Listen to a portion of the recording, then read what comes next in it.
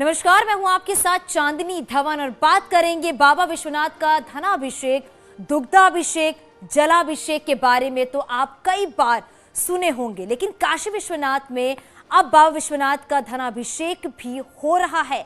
कुछ दिन पहले गर्भगृह को सोने से मढ़ा गया था। दक्षिण भारत के श्रद्धालुओं ने सोना दिया और उसी से पूरे गर्भगृह को मढ़ा गया। लेकिन अब खबर यह है कि बाबा के दरबार में लक्ष्मी बरस रही है। दिन पर दिन चढ़ावा बढ़ते ही जा रहा है।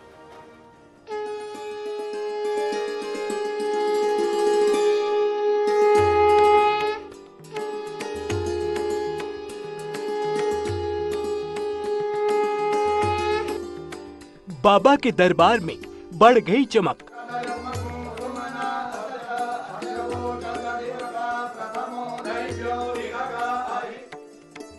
भोले के आशीर्वाद से बरस रही है लक्ष्मी।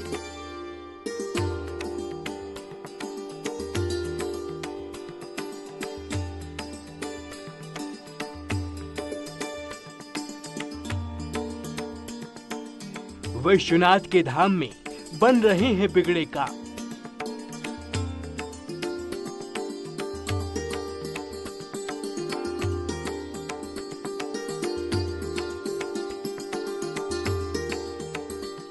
जिस तरह से सोने से मढ़ा मंदिर का गर्भगृह चमक रहा है, उसी तरह बाबा के दरबार में खजाना भी बरस रहा है। भव्य काशी धाम को देखने के लिए लाखों लोगों की भीड़ उमड़ रही है। दूर दूर से लोग काशी विश्वनाथ धाम को देखने आ रहे हैं। भक्तों की भीड़ जितनी ज्यादा हो रही है, बाबा के दरबार में लक्ष्मी उतनी ही ज्यादा बरस रही है।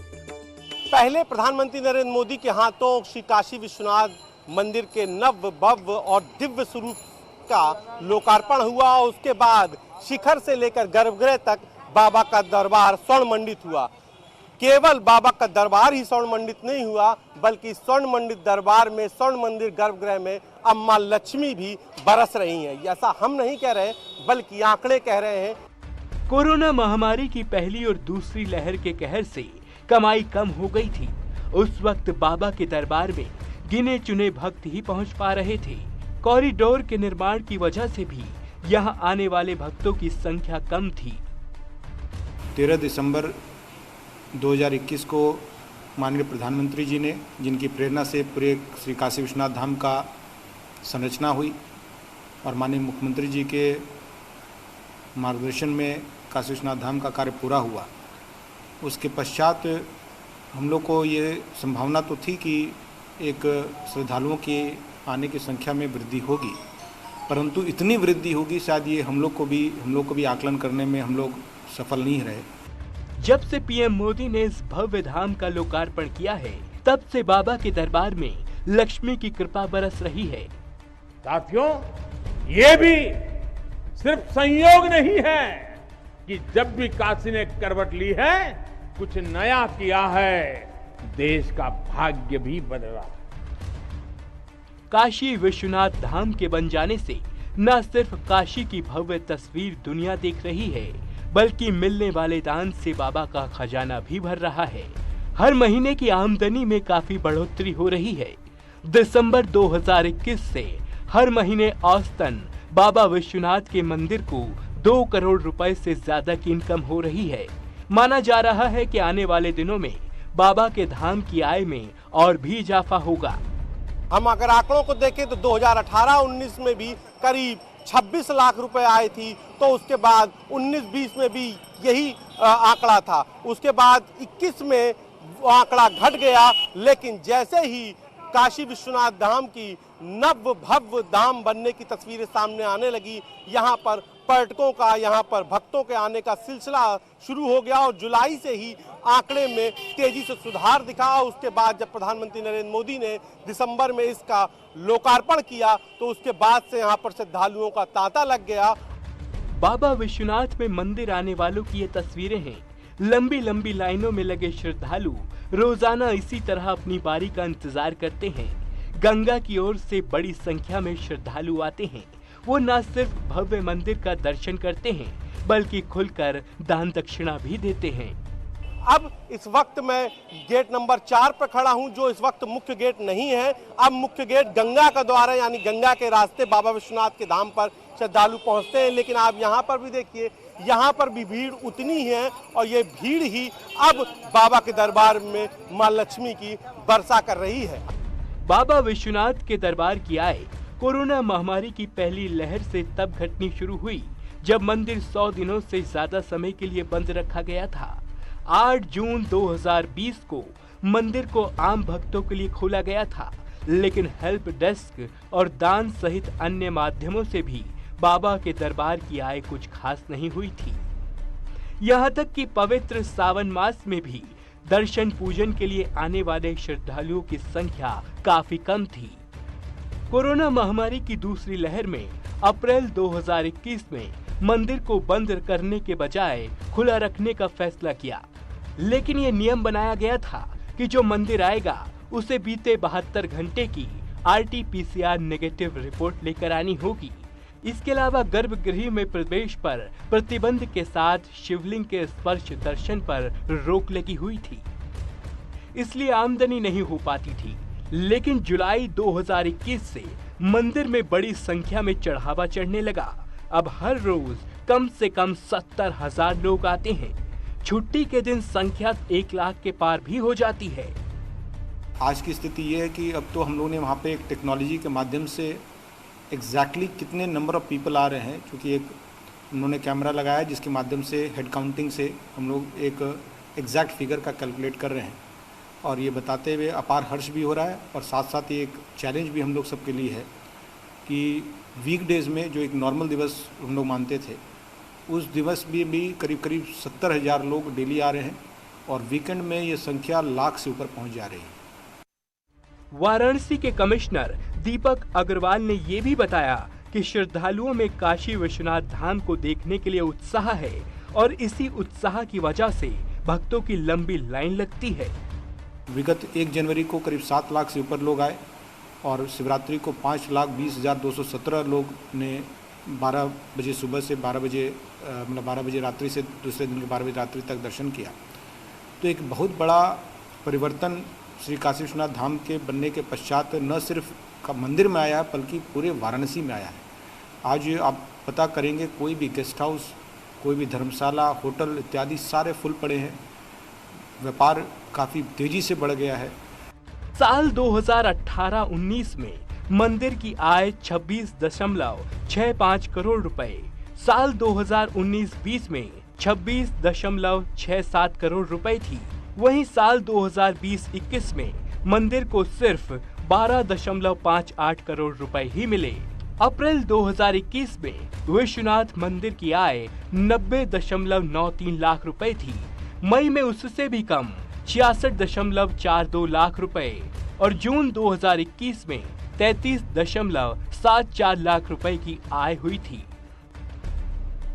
विश्वनाथ मंदिर की आय में सुधार जुलाई 2021 से पवित्र सावन महीने की शुरुआत से हुआ। जुलाई 2021 में विश्वनाथ मंदिर की आय सभी स्रोतों से 1.11 करोड़ रुपए हुई थी। ये पहले हमारी फिगर जो काशी विश्वनाथ धाम बनने से पहले हम लोग को रफली अगर देखें, कुछ महीने कम आता था, कुछ महीने ज़्यादा आता था, लेकिन रफली अगर साल का हिसाब लगाएं तो करीब 12 से 15 करोड़ की आय हम लोग को पिछले विगत 3 साल में, अगर कोविड का पीरियड को भी एवरेज देख ले तो 12 से 15 करोड़ रुपए हम लोग नॉर्मल ईयर में हम लोग की मंदिर की आय होती थी। अब वर्तमान में 13 दिसंबर के बाद ये फिगर हम लोग को जो लग रहा है कि ये आपका जो साल जाएगा उसमें ये फिगर कम से कम 2.5 गुना हो जाएगी। जिस तेजी से कमाई बढ़ रही है, उसी तेजी से मंदिर प्रशासन के सामने चुनौतियां भी बढ़ रही हैं, क्योंकि बड़ी संख्या में श्रद्धालुओं को मैनेज करना आसान नहीं होता है। पैसे की गिनती के लिए भी अब तकनीक का सहारा लेना पड़ता है। बाबा विश्वनाथ के भव्य धाम से न सिर्फ मंदिर की कमाई हो रही है, बल्कि यहाँ के व्यापार में भी तरक्की हो रही है।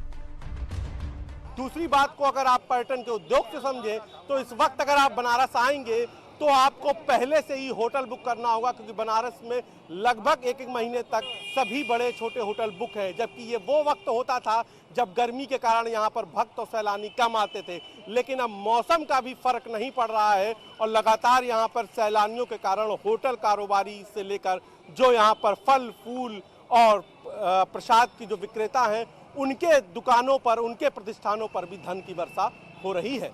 कैमरा पर्सन पंकज सिन्हा के साथ उपेंद्र द्विवेदी, न्यूज़ 18 वाराणसी। ऐसा डमरू बजाया भोलेनाथ ने, काशी का रंग बदल गया है। बाबा विश्वनाथ के आशीर्वाद से सोने सा चमक उठा है दरबार। भव्य धाम बनने से ना सिर्फ काशी का नाम और दूर दूर से तक फैला, बल्कि मुश्किलों से निकलने का भी रास्ता मिला।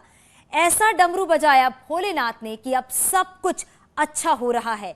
काशी विश्वनाथ धाम में चढ़ावे भी करोड़ों में चढ़ने लगे हैं।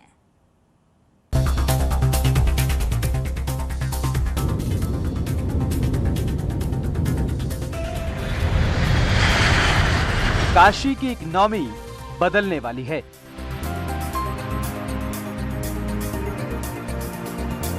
वर्तमान में बहुत सारे इंटरनेशनल फ्लाइट्स अभी चालू होने वाली है और फ्लाइट्स और धीरे धीरे बढ़ रही है। बदलने वाली है हजारों की तकदीर।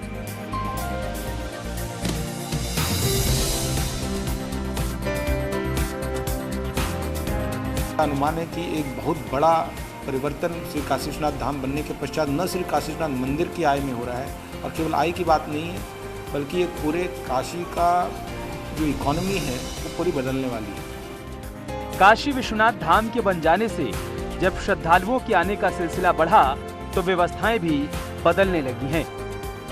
जिस तरह से लोगों को काशी पहुंचने की सुविधाएं दी गई, उसी तरह से काशी और आसपास के लोगों को दूसरे शहर में जाने के लिए व्यवस्थाएं बनाई जा रही हैं।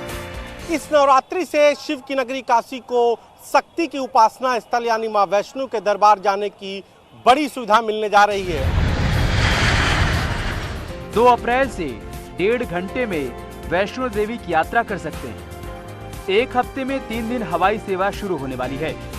यानी सरकार वैष्णो माता के दरबार में हाजिरी लगाने के लिए अब काशी से कटरा की सीधी फ्लाइट शुरू कर रही है। अब काशी से कटरा तक सीधी उड़ान सेवा शुरू हो रही है, 2 अप्रैल से शुरू हो रही है और हफ्ते में 3 दिन यानी मंगलवार, गुरुवार और शनिवार को ये उड़ान सेवा मिलेगी। 29 मार्च से ही उड़ान शुरू होनी थी, लेकिन इंडिगो के अधिकारियों ने तकनीकी खराबी का हवाला देते हुए 2 अप्रैल से इसकी शुरुआत करने की बात कही है। वाराणसी से कटरा पहुंचने में 1 घंटे 35 मिनट का समय लगेगा।